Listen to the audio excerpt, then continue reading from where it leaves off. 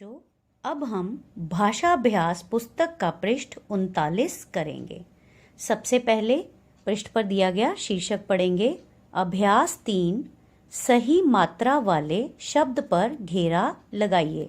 तो बच्चों, यहाँ पर आपको 2 शब्द दिए गए हैं, जिनमें से एक शब्द सही है और एक शब्द गलत है। तो आपको पहले इन दोनों शब्दों को सही उच्चारण के साथ पढ़ना है और फिर सही शब्द के ऊपर घेरा लगाना है। जैसा कि इस उदाहरण के तौर पर दिया गया है गैस, गैस। क्योंकि सही शब्द है गैस, इसलिए इस शब्द पर घेरा लगा दिया गया है। अगला शब्द पढ़ेंगे ऐनक, ऐनक और ऐनक। सही शब्द है ऐनक, तो अब हम इस शब्द पर घेरा लगाएंगे। अगले 2 शब्द हैं तैयार, तैयार, और यहाँ पर सही शब्द है तैयार, तो यहाँ पर हम घेरा लगा देंगे। अगला शब्द पढ़िए चिड़िया, चिड़िया, चिड़िया, चिड़िया, चिड़िया, तो सही शब्द है चिड़िया। अब हम इस शब्द के चारों ओर घेरा लगाएंगे।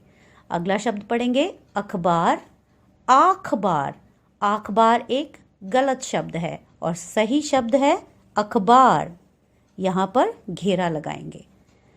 अगला शब्द पढ़िए डाकिया, डाकिया, डाकिया, डाकिया, सही शब्द है डाकिया, यहाँ पर घेरा लगाएंगे।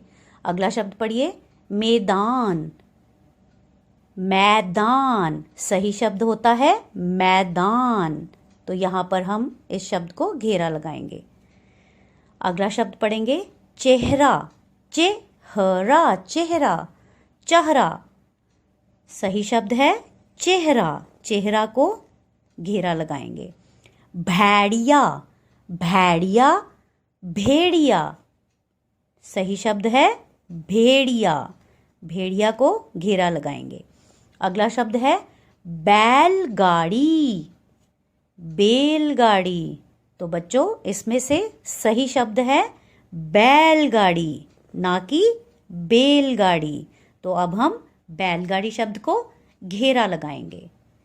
अगला अभ्यास पढ़ेंगे अभ्यास 4, ए मात्रा लगाकर नए शब्द लिखिए। तो जैसा कि आप यहाँ पर देख रहे हैं, यहाँ पर कुछ अधूरे शब्द दिए गए हैं और यहाँ पर हमें ए मात्रा का प्रयोग करते हुए इन अधूरे शब्दों को पूरा करना है। परंतु याद रखिएगा कि ए मात्रा का प्रयोग सही व्यंजन के ऊपर आना चाहिए, नहीं तो उसका मतलब बदल जाएगा। जैसा कि पहला अधूरा शब्द है मना, तो अगर हम म व्यंजन के ऊपर ए मात्रा का प्रयोग करेंगे तो शब्द बन जाएगा मैना, जो कि एक पक्षी का नाम है। अगला शब्द है थला, यहाँ पर हम व्यंजन थ के ऊपर ए मात्रा का प्रयोग करेंगे तो शब्द बन जाएगा थैला। पसा, यहाँ पर ए मात्रा का प्रयोग किस व्यंजन पर होगा?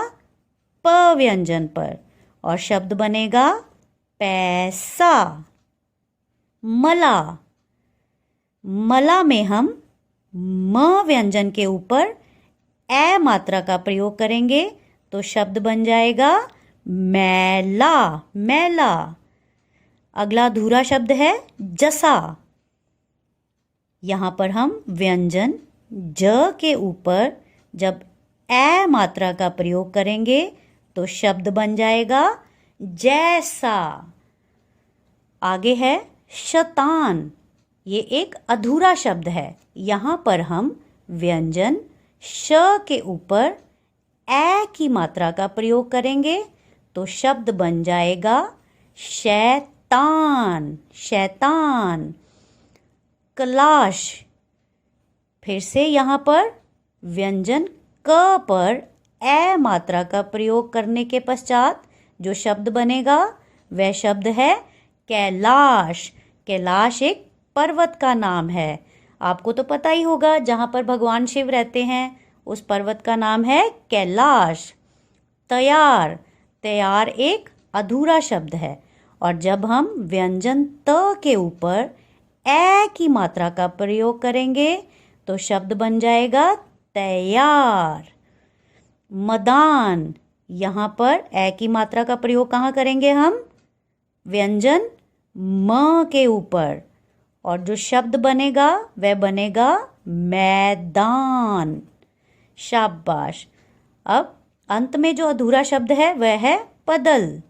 अब यहाँ पर हम फिर से व्यंजन प के ऊपर ए मात्रा का प्रयोग करेंगे और प्रयोग के पश्चात जो नया शब्द बनेगा वह शब्द बनेगा पैदल।